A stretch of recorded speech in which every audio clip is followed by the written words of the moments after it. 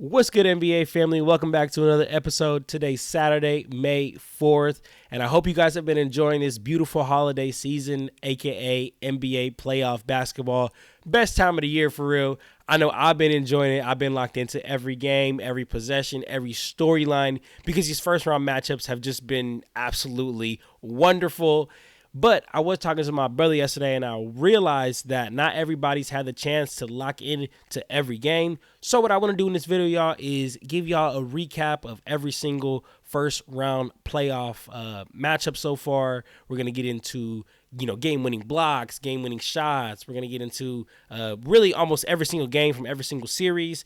Now, some series were sweeps. Some series were gentlemen sweeps. Some series are still ongoing as a time of recording. So some series we'll get into a little bit more extensively. Some will not. But anyway, man, if you were here, I appreciate you, man. If you want to stay up to date with all type of NBA content, you want to get the best infotainment all around the league, make sure you subscribe to join the family. And leave a nice comment down below. Let me know your thoughts. Let me know if you agree, disagree. What's your favorite series so far? But let's go ahead and get into it, man. We're going to start with one of the most entertaining series so far, and that is the Orlando Magic versus the Cleveland Cavaliers. So check this out, y'all. My original prediction for this series was actually Cavs in 5. And as of right now, it's TBD because they got Game 7 tomorrow. Like I said, today is Saturday, May 4th. We got Game 7 tomorrow because the Orlando Magic forced a Game 7 yesterday with this beautiful, beautiful team performance. We're talking about the third youngest team in the NBA who's just playing like they've been there before, man. Like they've been there before. But let's talk about the series, man. Let's get into it. I made my prediction of Cavs in 5 prior to the playoffs even starting, and I'm not going to lie, y'all, after the first 2 games, I felt great about it. In my mind, the Cavs were the better team and the more experienced team, especially after what happened to them last year in the playoffs by the Knicks, where the Knicks just absolutely bullied the Cavs, and it looked like the lights were just too bright for the Cavs last year. So I'm thinking, you know what, they're going to come out ready to go, more experienced, with ready for vengeance, right? And in the first 2 games, it was exactly that, man. They outscored the Magic in every single quarter in those first 2 games, had more points in the paint both games. In both games, the Cavaliers as a team shot 45% from the field or better. Donovan Mitchell was just getting whatever he wanted, whenever he wanted. And the Orlando Magic looked exactly what I said, just too young and too inexperienced. And it made sense because they are the third youngest team in the NBA. And in the first 2 games, it just seemed like the Orlando Magic was just missing, that one guy who can just go get a bucket efficiently and no matter what the defense is throwing at him. Boxing one, traps, doubles, whatever they're doing. It just looked like the Orlando Magic didn't have a guy who can go get a bucket at any time. And it also looked like the Orlando Magic was just playing the same way that they were playing in the regular season. And I've said this so many times on this channel, y'all. Playoff basketball and regular season basketball is like literally 2 different things. So your game has to change. And in the first 2 games, the Orlando Magic game simply did not change. And the Cleveland Cavaliers took advantage of that. They played more physical, and they had a 2-0 lead. And I'm thinking, all right, cool. Magic will get 1. I'll still have my my prediction correct of Cavs in 5. And then came Game 3, y'all. Everything changed. And when I say everything changed, I mean everything changed. You know that Drake album, Nothing Was the Same? That's exactly how it was after Game 3 because nothing was the same because of the Orlando Magic's Game 3 defense, y'all. The Magic blew the Cavs out 121-83. And at one point in this game, they had a 43-point lead. And this game was entirely won on the defensive end. As a matter of fact, the defense was so immaculate in that game that I actually made a video on it, man. My last video on this channel was talking about the Orlando Magic's spectacular defense in Game 3. Go check that out if you want to, more of a game breakdown, film breakdown of that. Go check that out. I'll get into it a little bit right here as to what they did. But basically, y'all, they didn't allow any Cavs player to score more than 15 points, forced them to shoot 23% as a team from the three-point line and didn't allow the Cavaliers to score more than 24 points in not a single quarter in that game 3. I'm talking about they were picking up at half court. They were jumping screens. And also, the Orlando Magic really started to flex their versatility on the defensive end in game 3 because they started switching 1 through 5, which they can do because they're versatile lineup. And then here came game 4, y'all. Game 4, exact same thing. Magic held Donovan Mitchell to 18 points. He went 5 of 14 from the field and 1 of 5 from the three-point line. If you can't do math out there, y'all, for inefficient field goal percentages, that man only made 6 shots all around the court. I'm talking 3s, 2s. He only made 6 shots. Franz Wagner, he is just showing why he is a star. Honestly, a lot of these young Magic players are showing why they are going to be stars in this league for a long time. France decided to go off for a playoff career high of 34 points and 13 rebounds in game 4. So not only were the Orlando Magic playing absolutely amazing defense, but also on the other end, they were getting it done as a team they couldn't miss. They shot 55% from the field in that game. And then came game 5, y'all. In game 5, in my opinion, some people say it was game 6, but in my opinion, game 5 was the best game. The Cavaliers won 104-103. This game had 17 lead changes, y'all. Paolo Banchero exploded for 39 points. Should have had 40, but he ended up missing a free throw. Donovan Mitchell, he had 28. Garland had 23. But I think the real MVP of this game, y'all, was Evan Mobley. Shot clock turned off. Wagner, crossover, left wing, drive to the hole, block by Mobley. Evan Mobley had the game-winning block on Franz Wagner's layup, which honestly would have ended the game and would have gave the Orlando Magic lead in the series. But because Mobley was able to get there, able to get a game-winning block, it brings us to Game 6. Game 6, y'all. The Cleveland Cavaliers are up 3-2 in this at this time. Winner go home situation, y'all. Winner go home situation for the Orlando Magic. Third youngest team in the NBA. Nope, damn near no playoff experience, to be honest with you. Damn near no playoff experience. Joe Ingles is one of the most playoff vetted players on that team. And what happens? Paolo Banchero, 27 points. Franz Wagner, 26 points. Jalen Suggs, 22 points. And the experienced and already been there Cleveland Cavaliers team, what did they do? Well, besides Donovan Mitchell, nothing at all. Donovan Mitchell, hey, hats off to you, man. I ain't got a cut in a minute, so I can't take my hat off. But hats off to you, man. 50 points. He had 50 points of the Cleveland Cavaliers, 96 points. That is more than half of the points, y'all. I ain't gonna lie. I had to do the math. You do 96 divided by 2, that's 48. Donovan Mitchell had 50, a 50 burger, more than half of the Cleveland Cavaliers points. And in that fourth quarter, Donovan Mitchell, he got let down by his teammates. Donovan Mitchell had all 18 points of the Cleveland Cavaliers in that fourth quarter. We're talking about a game where if the Cavs would have been able to close the Magic out, they would have been moving on. These first-round matchups would have been done. But now we got a Game 7 tomorrow, y'all. By the time you hear this, depending on how slow YouTube uploading is, it might be today by the time you hear this. But anyway, y'all, big-time Game 7 tomorrow. I doubted the Magic once. I'm not going to lie, y'all. I doubted the Magic once by saying that they're not going to be able to get it done. And I don't want to doubt them again, man. I really don't want to doubt them again. So I am going to... my original prediction was wrong anyway, because like I said, my original prediction was Cavs in 5, so it's wrong anyway. But I'm going to go ahead and go with the Magic pulling out the win tomorrow and moving on, eliminating the Cleveland Cavaliers. But real quick, before we move away from the Magic, I just want to give some love to Jalen Suggs, y'all, because he's that guy. He's that guy on both ends. We're talking about a player who can catch and shoot off the dribble, he can bring the ball up court, can defend the other team's best player, legitimately do it all. And you know what else? I've been giving Jalen Suggs love from the day he was drafted. And guess what?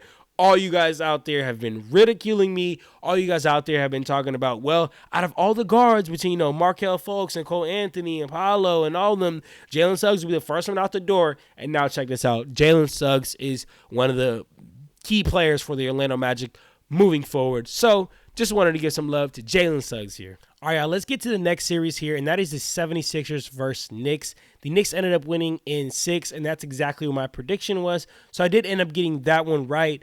And for the Knicks, y'all, I really feel like the title of this series should be Role Players Stepping Up, because these role players for the Knicks were just so important for them in this series. I mean, let's get into it, man. On game 1, you get your typical 22 points from Jalen Brunson, but then Josh Hart, he erupts for 22 points. He's a role player, right? Erupts for 22 points. Knicks get 42 points off the bench. Miles McBride, 21 points. Bogdanovich, 13 points. Mitchell Robinson only had 8 points, but his impact was felt on the defensive end guarding Joel Embiid. And on the 76ers side of things, from game 1, man, y'all, if you've been following the channel, you know that I've had my doubts about Tyrese Maxey as a 1A, 1B, especially come playoffs, because like I said earlier in the video, playoff basketball and regular season basketball is two different things. And Tyrese Maxey, prior to this year, has always been that 1C guy because he's had James Harden, or he's had Joel Embiid, or has always had two people ahead of him. And I didn't know if he was ready for that pressure being so young, but he shut me up from the rip. In this series, y'all, Tyrese Maxey balled out, averaged 29 points, 7 assists on 45% from the field, and 40% from the three-point line. But game 1, the Knicks were still able to get that game. Game 2, I'm going to be honest, y'all, the series should have been tied up 1-1 after game 2, okay? I'm going to be honest. The 76ers got screwed out of game 2 for the refs not giving them the timeout that they claimed that they called, but also not even just that. We could even overlook the timeout that the refs didn't see. I know Tyrese Maxey got all types of fouled at the end of game 2. 2-point game. Maxey hits the deck. Hart takes it from him. Shot clock is off. DiVincenzo, no. Hardenstein with an offensive rebound. Another chance here. DiVincenzo. He's got it. The Knicks have the lead again. Which ended up forcing him to turn the ball over because he got fouled, because he got tripped, because he got grabbed. And that turnover ended up falling into the hands of Dante DiVincenzo, where he missed the first one. Isaiah Hardenstein gets a huge rebound, gives it back to him. Dante DiVincenzo shoots it again, hits the next one, puts the Knicks up. They end up winning the game. But I do want to give some credit to Tyrese Maxey, though, because in that game, big time, 35 points, 10 assists. Joel Embiid, also big time, 34 points, 10 rebounds. But, y'all, I know my Knicks fans are going to want to hear this. This isn't a woulda, shoulda, coulda league. So the Knicks end up winning game 2 as well. Now they're up 2-1. And again, for the Knicks in that game 2, role players were so vital. Josh Hart, 21 points, 15 rebounds. Dante DiVincenzo, 19 points and hit the 3 to win them the game, essentially. Isaiah Hardenstein, 14 points, 8 rebounds, 3 blocks, and got basically the game-winning offensive rebound to pass it out to Dante for that 3. And even though the Knicks won the first 2 games, y'all, the 76ers, man, I got like a little wood chip in my eye, but the 76ers did such a great job on Jalen Brunson in those first 2 games. Like, they were just so physical with him, full court pressure. I'm talking about blitzing him out of these pick and rolls, just making it hard for him to even get to his spot. Because Jalen Brunson is the type of guy that, even though he's like 6'1", he's like 6'2", once he gets to his spot, man, he's rising up, and there's just nothing much you can do about it. But the 76ers were very physical with him, not even letting him get to his spot. He had to exert a lot more energy. And the Knicks, they did a great job on doubling Joel Embiid through those first 2 games. As soon as he would dribble, as soon as he put the ball on the ground, boom, that double team coming, now forcing him to make the right decision, make the right pass. And a lot of the times throughout this series, Joel Embiid just simply wasn't making the right decision. Had a lot of turnovers because of those double teams. Or as soon as Joel Embiid would catch the ball in the post, dribble. Soon as he goes for that little turnaround, little spin, double team, boom, right there. So shout out the Knicks for that.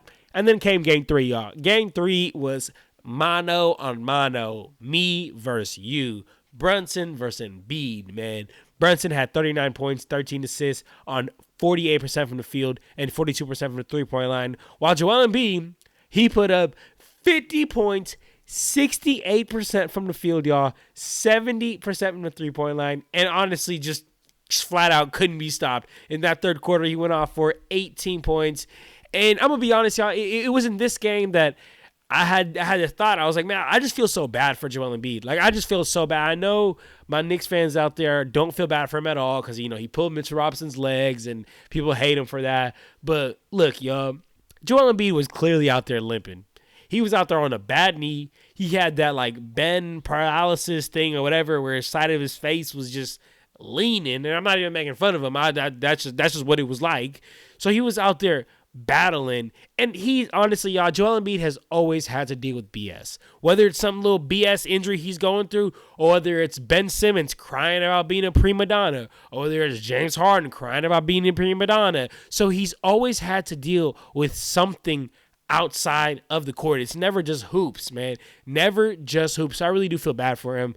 And then came game 4, y'all. Game 4, Jalen Brunson made history, man. Most points by a Knick in the playoff game with 47 points. But what's most impressive to me, y'all, is the fact that out of those 47 points that he had, Jalen Brunson only hit 2 3-pointers and still had 10 assists.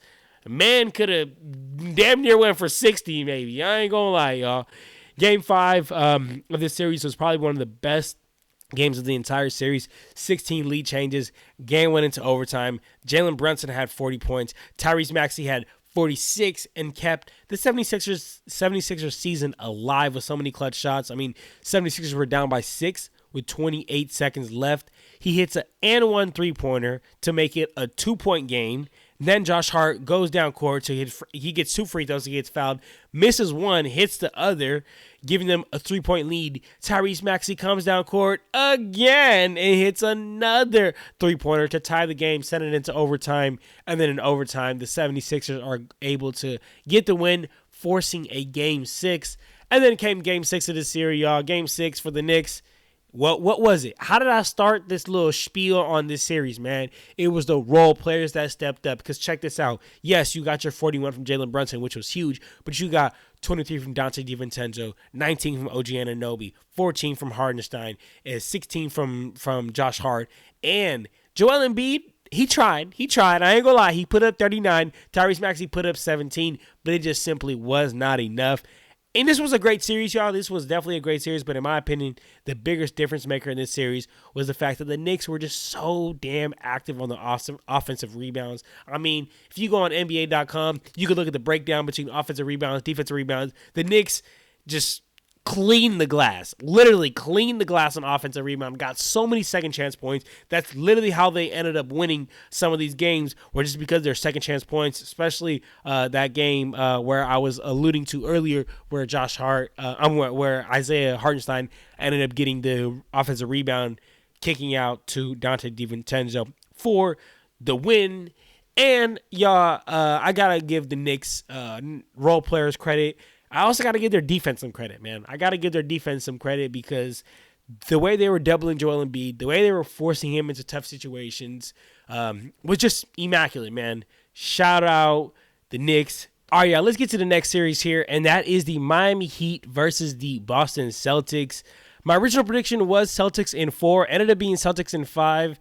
And I'm going to be honest, y'all, I'm not going to spend too much time here because the Boston Celtics were the far superior team and are the far superior team. Even if Jimmy Butler would have played, even if Terry Rozier would have played, don't think it would have made much of a difference, to be honest with you guys. And I'm telling y'all this as a Lakers fan, y'all. I'm a Lakers fan, and I'm telling y'all that the disrespect that the Celtics have been getting is just honestly out of this world. We're talking about a team that's top 5 in defense and offense all season long, by far with the best record, by far the best team, by far the best lineup, and people really thought that the Heat were going to beat them. Come on, y'all. Sometimes your guys' theories and takes just absolutely blow my mind. I will give the Heat some credit for their one game that they did win, which was game 2.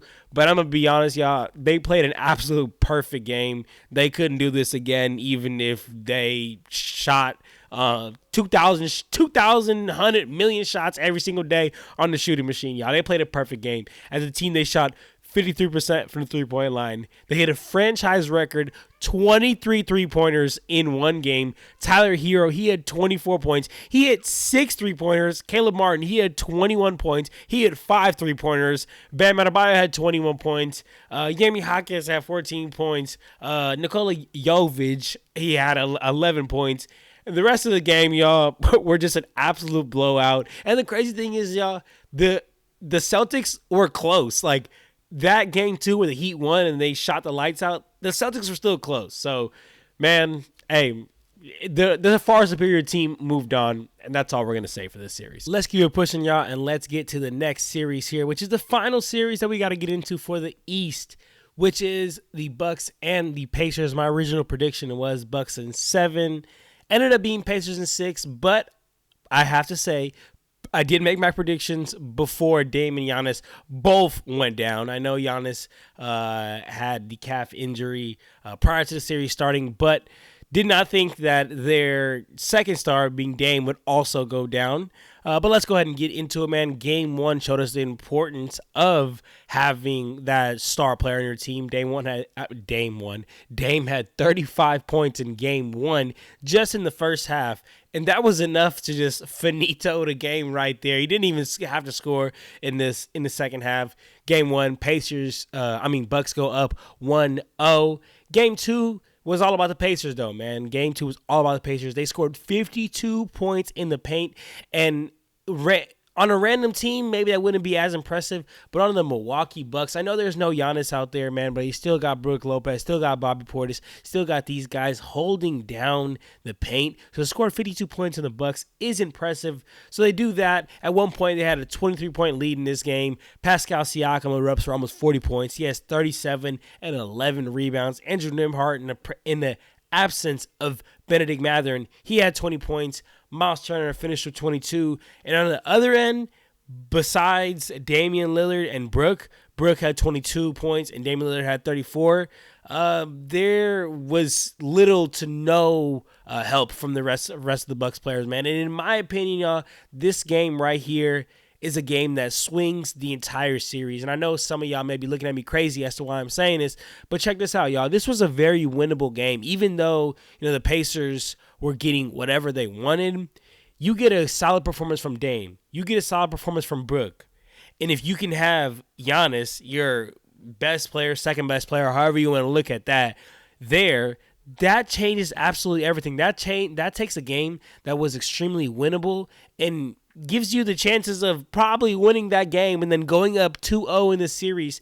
And that right there, going up 2-0 in the series is what changes everything. But we're going to deal with reality, man. That does not happen. Pacers end up tying it 1-1 after Game 2. Game 3, Chris Middleton explodes, y'all, for a 42-point game. 42 points, 10 rebounds, 55% from the field. Bro could not miss. 44% from the three-point line. Bobby Portis, 17 points, 18 rebounds. Damian Lillard, 28 points. But y'all want to know what the story of this game was? The Pacers, their bench, and their role players. That's exactly what won them this game, y'all. Their bench had 28 points off the bench. 6 players on the Pacers scored 15 points or more. This game right here, and then honestly, the Pacers team as a whole throughout this series, throughout the season, have been the definition of sharing the rock, man. Sharing the candy, man. Making sure everybody gets involved. Miles Turner, he ended up leading the way with 29 points. He hit 4 3-pointers. And then came game 4, y'all. Game 4 is where Dame and Giannis are both out. They both missed Game 4. The Bucks are already down 2-1. And then 6 minutes into Game 4, Bobby Portis decides to just smack Andrew Nembhard in the face twice, gets ejected, and this game quickly became a blowout. Miles Turner, again, led the way with 29 points. But this time, instead of hitting 4 threes, he hit 7. This man went 7 of 9 from the three-point line. We talking about a big. That's how you know we in 2024. That's how you know we talking about modern-day NBA bigs. And then Game 5, y'all, was one of the most impressive role player performance I've ever seen from Bucks role players. No Dame, no Giannis, and they still end up getting the win. I'm thinking this right here. All right, damn, like Pacers about to put him out. It's about to be over. Pacers about to move on. Well, check this out, y'all. Chris Middleton, 29 points, 12 rebounds. Bobby Portis, 29 points, 10 rebounds. After getting injected the next game, he had something to prove. Malik Beasley, y'all. That's right. One of the most inconsistent players in the league, 18 points, hits 4 3-pointers. Brook Lopez had 12 points, played such an important role on the defensive end. And most of all, man, I got to give some love to Patrick Beverley. This man turned into the point god in Game 5.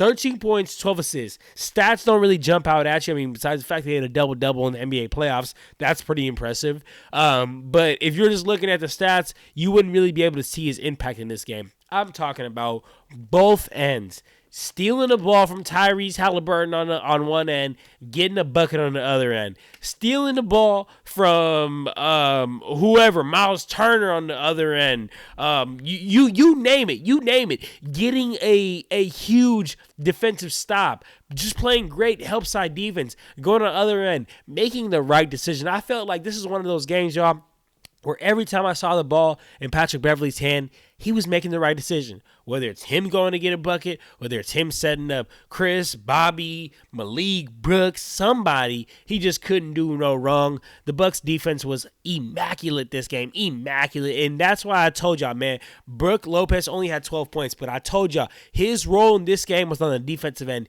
He did not allow the Pacers to turn this into a track meet. If you know anything about the Pacers, y'all, you know that they are one of the fastest teams in the league. They want to get up. They want to get down. And the Bucks just simply did not let that. They took advantage of the non-Miles Turner minutes. That's what the Bucks did. They had 50 points in the paint when Miles Turner wasn't in there. But realistically, y'all, without Dame, without Giannis, this is not a sustainable game plan, even though they end up winning Game 5. Pacers blow out the Bucks Game 6 to eliminate them. At one point, had a 27-point lead. They had 50 points off the bench. T.J. McConnell had 20 points. Obi Toppin had 21. And the Pacers go ahead and eliminate the Milwaukee Bucks and move on. All right, y'all, let's jump over to the West now. We're going to go ahead and start with the Oklahoma City Thunder versus the New Orleans Pelicans. My original prediction was Thunder in 4, and that's exactly what happened. Thunder in 4. I'm going to be honest, I'm not really going to spend much time on this series. This was a sweep. The Pelicans, without Zion, we knew going into this what was going to happen. I feel like we should have known what was going to happen. I know I did hear some people say Brandon Ingram was going to save the series, but I know Lou Dort had something to say about that, man. I'm going to tell you something. If you did not get to watch any games in this series, go watch Game 1 or go watch Game 4, and you will just see some immaculate basketball. But not even just that, man. You will just see some amazing defense by Lou Dort. Honestly, you could click on any of these games if you want to watch good defense by Lou Dort. Game 1, 2, 3, or 4, man. I mean, none of these were really competitive. Game 1 and Game 4, they were the most competitive. Game 1 had 20 lead changes. Game 4 had 19 lead changes. But I'm talking about Brandon Ingram. We're talking about one of the most prolific scorers. People, we deemed this man KD 2.0. We deemed this man the Slim Reaper 2.0. And he got held to an average of 14 points per game in this series.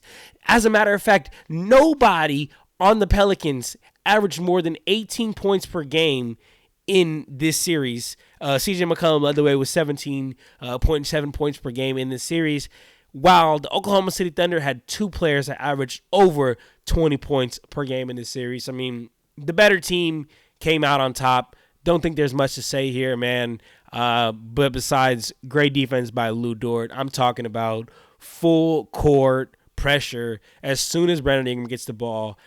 He's not even tripping. Like, honestly, go watch that. Go watch any of those games and watch Lou Dort. He's not even tripping about help side. He doesn't even care about help side. He is glued to Brandon Ingram, face guarding him. As soon as Brandon Ingram gets to his patented, post, dribble, and he gets to that little turnaround, shoot over you, step back, because he's that slender man. I mean, not step back, that's shoot over you, turnaround.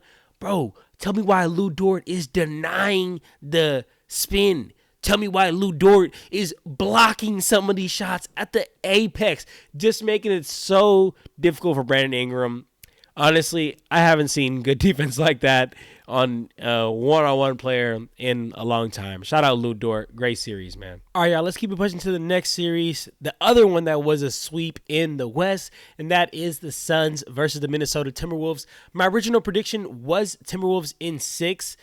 It ended up being Timberwolves in 4. As we just stated, it was a sweep.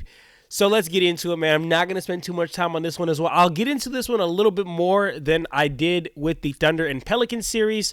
But at the end of the day, y'all, like, the Timberwolves just handled business. There was only 2 real competitive games in this series, which was Game 1 and Game 4, similar to that Thunder and Pelicans series, which was only Game 1 and Game 4 was competitive.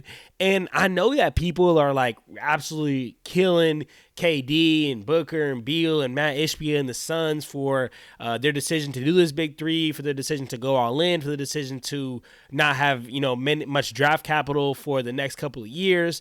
But honestly, I think people need to just stop getting on them and just give credit to the Timberwolves. Give credit to the Minnesota Timberwolves, and that's even for myself, y'all, because I'm going to be real. I did not think that the Minnesota Timberwolves were going to be this good. This good. I didn't think so, because they looked like they are realistically the only team that can give a real matchup to the Nuggets, which they play today. Actually, Game 1 of that matchup is today, of the Nuggets versus the Minnesota Timberwolves. But let's talk about this. Let's talk about the Suns and Timberwolves series, man. Jaden McDaniels and Nickeil Alexander-Walker probably did one of the best jobs I've seen on Devin Booker in, honestly, a long time, in a very, very long time. I'm talking about they were picking him up full court. They were blitzing him on screens. They were giving him no space. They were face guarding him. It was a point of emphasis, which you should. That team doesn't have anybody else besides Devin Booker and Kevin Durant. Bradley Beal is washed. I don't care how you feel about it. Men lie, women lie, numbers don't. And I mean, yeah, it was just some impressive defense. The defensive schemes that Chris Finch threw out there. What's also crazy is Chris Finch ended up like tearing his knee or something like that, because Mike Conley ended up running into him knee to knee. But also not even just the on-ball defense, even just the off-ball defense. Every time there was a blow by, because I mean, once you're going against players like Kevin Durant, Devin Booker, there are bound to be some blow-bys. But when the blow-bys would happen, oh my gosh, the Minnesota Timberwolves defense just rotated perfectly over. Somebody rotates to get the help. That person has now getting the help. The one that was behind them now rotates and gets their help. It just looked like a well-oiled machine. They knew what they were doing. They were having fun. Anthony Edwards was doing the DX celebration. It was just, honestly, it was raining. It was raining buckets in Minnesota. It was raining buckets in Phoenix. They couldn't stop them. The Phoenix Suns players, they shot 35% on Rudy Gobert in this series, man. And honestly, this is something I want to touch on. I want to touch on this because I'm tired of this Rudy Gobert can't play in the perimeter propaganda that's been thrown out there since his Utah Jazz days. Is he a slower player in the perimeter? Yes. The man is like 7 foot tall. His feet are going to be a little slower in the perimeter. He's not going to have freaking Tony Allen feet out there in the perimeter. He's not going to be able to move them puppies like that. But his ability to just bother shots and his perimeter defense. His perimeter defense was a lot better this series, but it was really his ability to just bother shots. If he's not blocking it, he's bothering it. He's altering it. He's gonna make you have to, go up a reverse, go up and under, do something different. And that was just an absolute game changer in this series. When you got players like Kevin Durant getting to the hoop, players like Bradley Beal getting to the hoop, even though he's washed, he can get a bucket every once in a while. And Rudy Gobert was just able to stop that. When you got players like Devin Booker, prolific scorers, to have Rudy Gobert do such a great job on them speaks volume to his defense. Shout out Karl-Anthony Towns. Came into this series injured. A lot of people didn't think he was going to even play in this series. Ends up shooting 53% from the three-point line in this series. You know how impressive that is from your 4-man or your 5-man, depending on how you want to look at it. Very impressive. Anthony Edwards. Stamp of approval. Seal of approval. This man right here is going to be the face of the league. And you know what's crazy, y'all? I actually, shout out my brother. I actually told my brother this a long time ago. The NBA was trying to make John Morant the face of the league, and then he got caught up with the guns just one too many times. And now they switched to Anthony Edwards. They are promoting this cool, nice, funny, humble kid who's a killer on the court, y'all. In this series, he averaged 31 points per game. That tops Kevin Durant, an all-time great scorer. That tops Devin Booker, who's an all-time great scorer of this generation. So like I was saying, Anthony Edwards, 31 points per game, 8 rebounds, 6 assists, 2 steals, 51% from the field, 43% from the three-point line in this series. And it wasn't just the individual stats, y'all. It really wasn't just the individual stats. It was just the overall Minnesota Timberwolves. They just straight up played so much better than the Suns in this series, y'all. They averaged more points. Of course, they won more rebounds, more assists, more steals, had 2 less blocks, less turnovers, on a better field goal percentage, on a better three-point percentage, and a better free throw percentage. They literally won all areas of the field. I didn't even expect them to play this good, man. So shout out to Minnesota Timberwolves, man. And to close out, I'll say this. What happened to the Suns is exactly what I predicted. It's exactly what I predicted. The second that they teamed up with Bradley Beal, Kevin Durant, and Devin Booker, I said, this team is way too top-heavy. This team is way too top-heavy to have any postseason success. If y'all watch basketball out there, y'all know that postseason success is 99% of the – I wouldn't say 99. I'd say 95% of the time determined on how key are your role players and how much will they step up. Because your star players, they're going to do what they do. Kevin Durant's going to get what he gets. Book's going to get what he gets. Beal didn't get what he get because he's washed, like I was saying. But they're going to get what they get. But what makes a difference is those role players that can step up. I always say this on this channel, man. Playoffs, the rotations definitely shorten. Maybe instead of running a 10-man rotation, you're now running a 7-man rotation. You're now running an 8-man rotation. But when those rotations do shorten up, the players that do actually get playing time, their minutes become so important, and they must be reliable. And guess what, y'all? The Suns did not have anybody reliable outside of their top 2. I guess if you want to push it to top 3 guys. I mean, Devin Booker, 27 points per game in this series. Kevin Durant, 26 points per game in this series. Bradley Beal, 16 points per game in this series, which in my opinion isn't enough if you want to have a top-heavy team with those 3 guys. But it's like the drop-off after those guys is just wild, y'all. It's just wild. It's because they do not have reliable role players, and that ended up being their demise. And the Suns just got swept. All right, y'all, let's keep it pushing, and let's get to the next series here, and that is, unfortunately, the Lakers and Denver Nuggets. My original prediction was Nuggets in 5. I actually dropped a Lakers versus Nuggets series preview video. Y'all go check it out. That video got a whole bunch of views. It's actually on my second page called Lakers Corner, where I talk all about Lakers news and whatnot. And that's what I predicted. I predicted Nuggets in 5. I ended up getting it right. And what's crazy, y'all, is this was probably the most competitive gentleman sweep I've ever seen in my life. I mean, like, when you look at the minutes breakdown, like, by the series, Lakers led for, like, I think it was like 147 minutes or something crazy like that. The Denver Nuggets only led for, like, 35 minutes or something like that in the series. And the Nuggets still ended up gentlemen sweeping the Lakers. But let's get into it, man. I mean, game 1 was lost in the third quarter. I mean, honestly, all of these games were lost in the second half of the third quarter, but especially that game 1. First half, Lakers were real dominant. LeBron had 19 points. AD had 18 points. And the Lakers did start the series by cross-matching AD and Jokic. So that means that Rui was guarding Jokic. So Jokic was getting whatever he wanted in that game one, especially in that first half. He was 7 of 10 from the field. But as mentioned, y'all, this game was won or lost, however you're looking at it, in the third quarter, where the Denver Nuggets outscored the Lakers 32-18. KCP, he caught absolute fire. He hit 4 3-pointers. He had 12 points literally by himself in that third quarter, while the Lakers, they were 2 of 9 in the 3-point line. Lakers did try to make a comeback in that fourth quarter, y'all. Anthony Davis played all 12 minutes, only had 12 points, but all the Denver Nuggets had to do was maintain their lead, and that's exactly what they did. And in my opinion, y'all, where the Lakers fell short in that game one was starting the game by cross-matching, because Jokic got whatever he wanted. He got hot early. But also, I mean, our role players were non-existent. D'Lo was 1 of 9 from the 3-point line for 13 points. AR, 13 points. Also, at that point, you might as well not score. That's how non-existent it was. Game 2 was probably the most heartbreaking game I have watched as a Lakers fan in some time, man. And the biggest game that changed the series. Lakers got hot quick, man. They were hitting threes. D'Lo, he hit 3 threes early in that first quarter, finished with 9 points.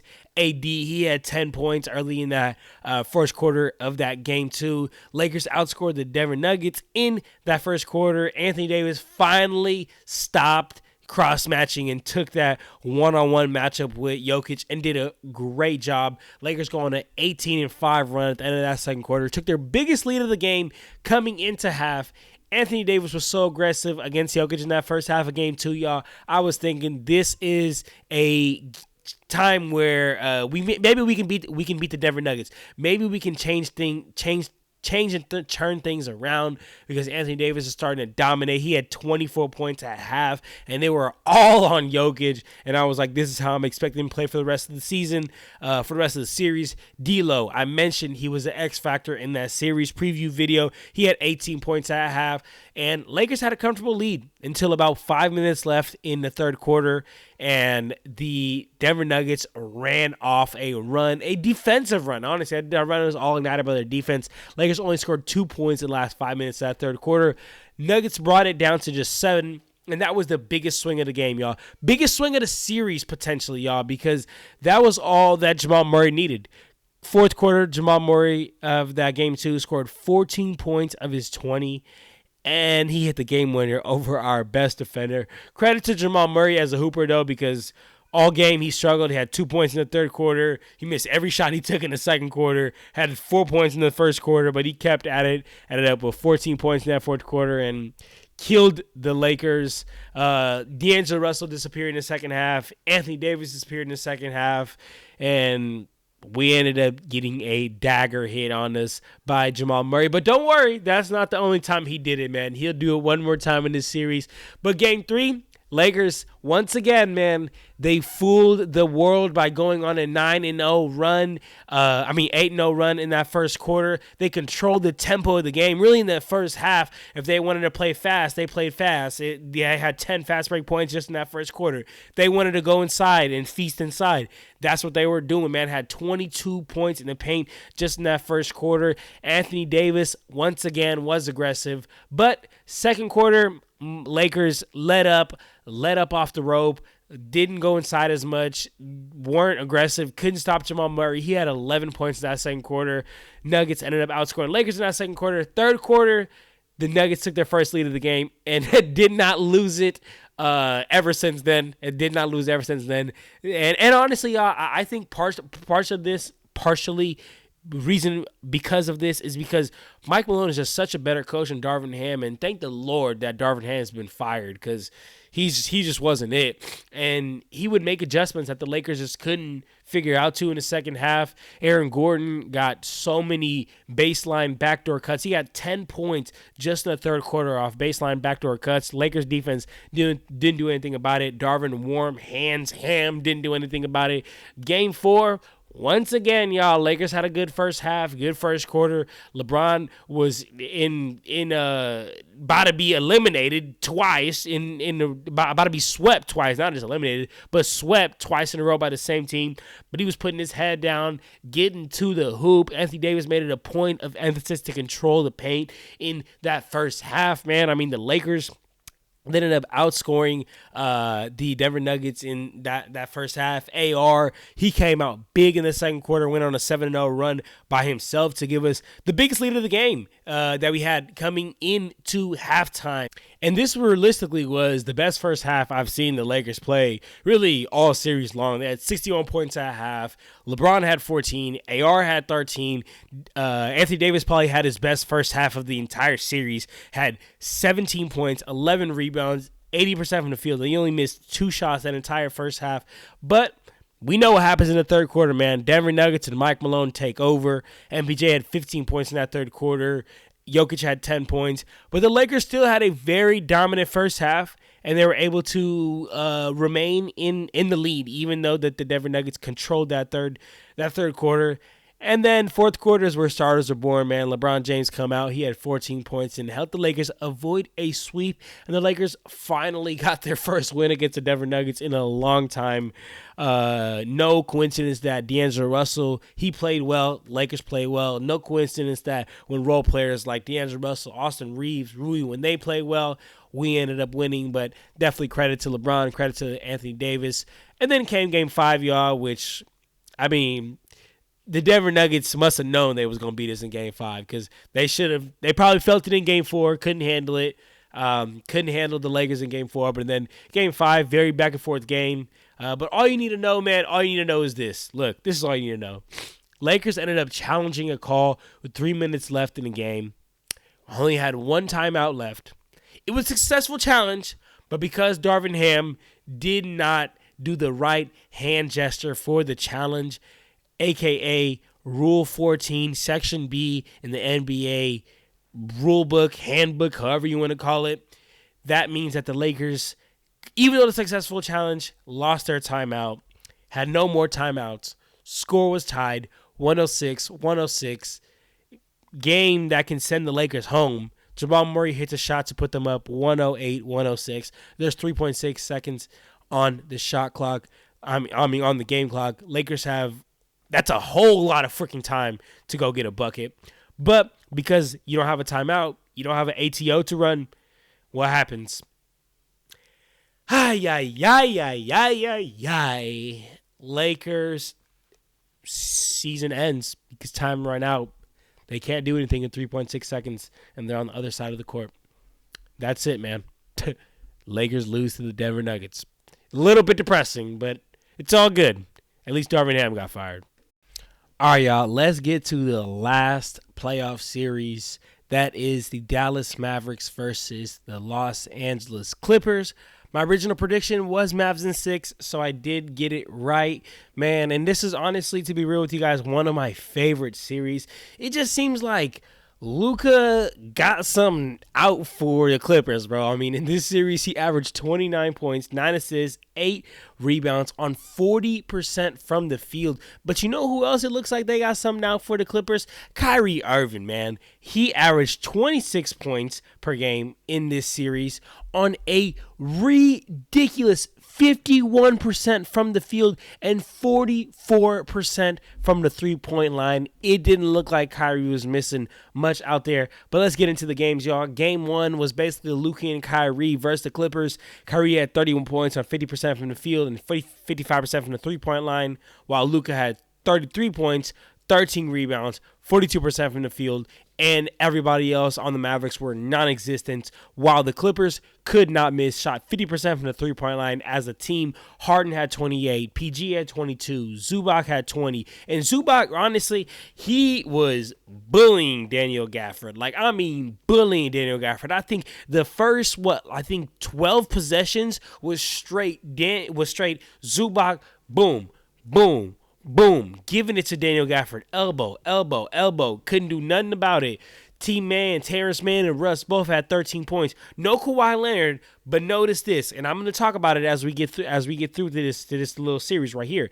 No Kawhi Leonard, but notice Harden steps up as the initiator of the offense, as the guy, and Clippers get the win. Game 2, Kawhi Leonard comes back. Now James Harden, his role decreases automatically because we know who Kawhi Leonard is, right? And he decreases in that role, becomes less efficient. What happens? Clippers lose. Now, I want you guys to take this with a grain of salt that I'm about to say, okay? Because men lie, women lie, but numbers don't. I'm not saying that the Clippers are better without Kawhi Leonard. That's like the people who are dumb and say the Lakers are better without LeBron because they have a winning record without LeBron. You don't watch the game. The game is not black and white, okay? So I'll say that. But what I will say with this Kawhi Leonard situation is that if he's not at 100% or even at like 90 or close to 100%, he shouldn't be out there. He just shouldn't be out there.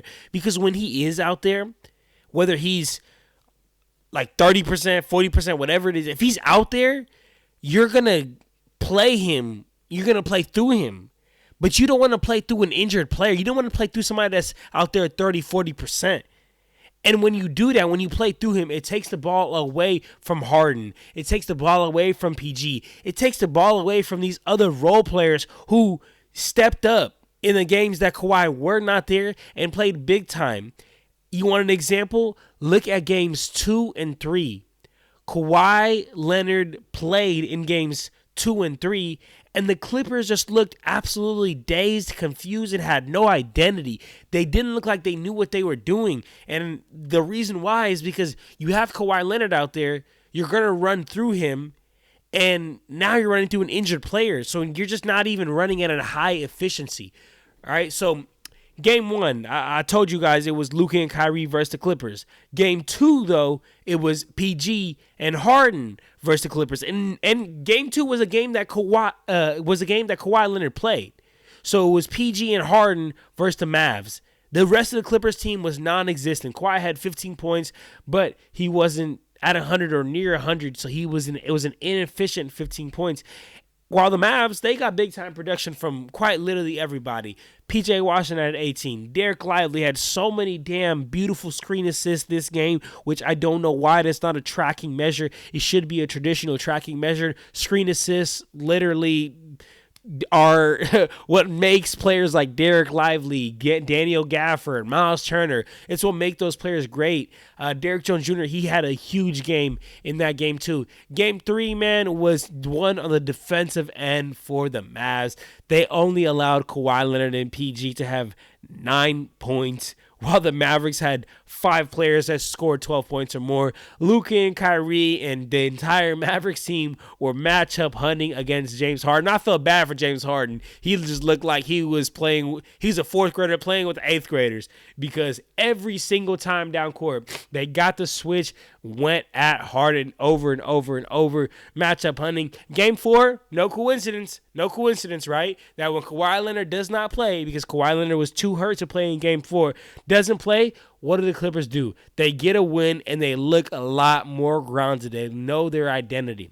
And why do I say this? Because it is important to note that the games that Kawhi Leonard played in, Clippers have no identity and look confused. The games that he does not play in, they have the identity. The role players feel a little bit more comfortable stepping up. Maybe Clippers front office and Ty Lue should take some note into that. But, hey, just what I'm thinking, man. But also, man, Game 4 was my 2 best guys versus your 2 best guys. Kyrie had 40. Luka had 29, 10, and 10. They were matchup hunting against Harden again. But Harden, on the other end, responded. Had 33 points. PG, 33 points. They combined for like 66. Clippers as a team shoot 62% from the three-point line, 53% from the field.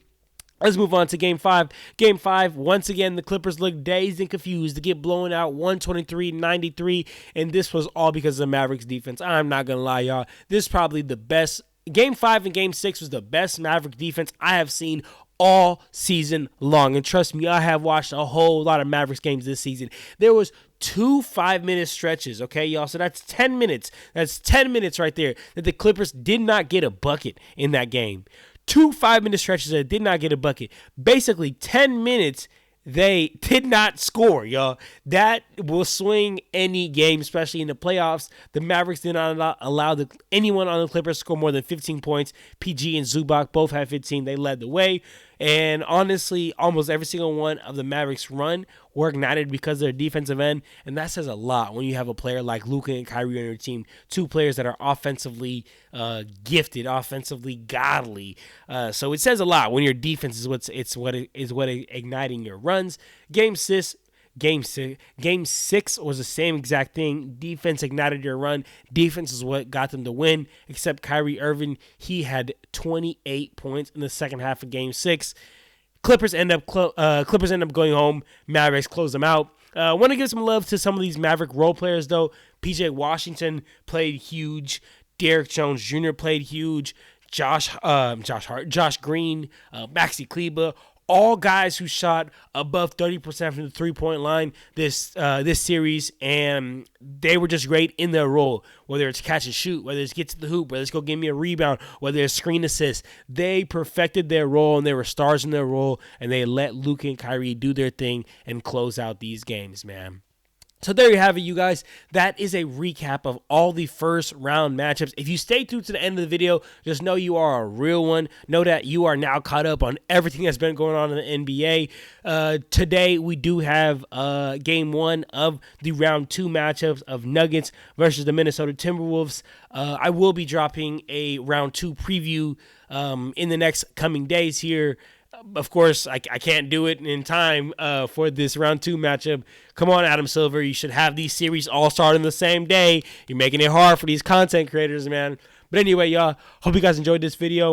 If you want to stay up to date with all type of NBA news, infotainment, and all that, make sure you smash the subscribe button and join the family. And for now, I'm out of here, y'all. Peace.